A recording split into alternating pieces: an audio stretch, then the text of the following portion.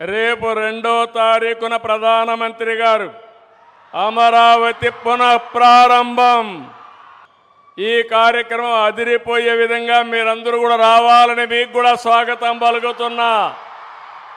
ఆ రోజు హైదరాబాద్లో నేను హైటెక్ సిటీ గురించి మాట్లాడి హైటెక్ సిటీ కట్టాం.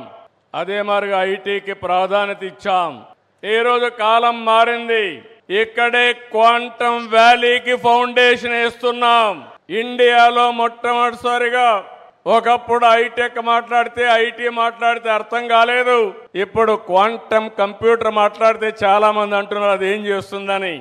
ఇప్పుడుండే కంప్యూటర్స్ కంటే 1000 రెట్లు ఫాస్టర్గా ఏది కావాలన్నా క్యాలిక్యులేషన్ చేసే శక్తి క్వాంటమ్ కంప్యూటర్కి ఉంటుంది. ఇంకో పక్కన ఇక్కడ పిల్లలు ఉన్నారు, వీటిలో మీరున్నారు. ఆల్గరిథమ్స్ రాసే బాధ్యత మీదే, ఏఏ రాసే బాధ్యత మీదే.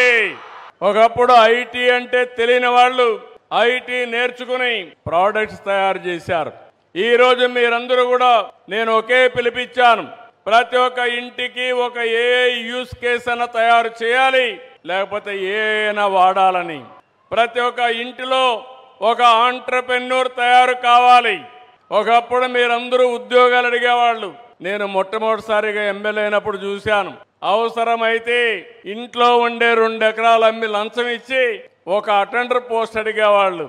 ఇప్పుడు ఎవ్వరు కూడా కలెక్టర్ పోస్ట్ వచ్చినా కలెక్టర్ కంటే ఐటీ బెటర్ అని అందరూ కూడా ఐటీ చేసి గ్లోబల్ సిటిజన్స్ అయ్యే పరిస్థితికి వస్తున్నారంటే అది తెలుగువాడి సత్తా అని మరొకసారి తెలియజేస్తున్నా.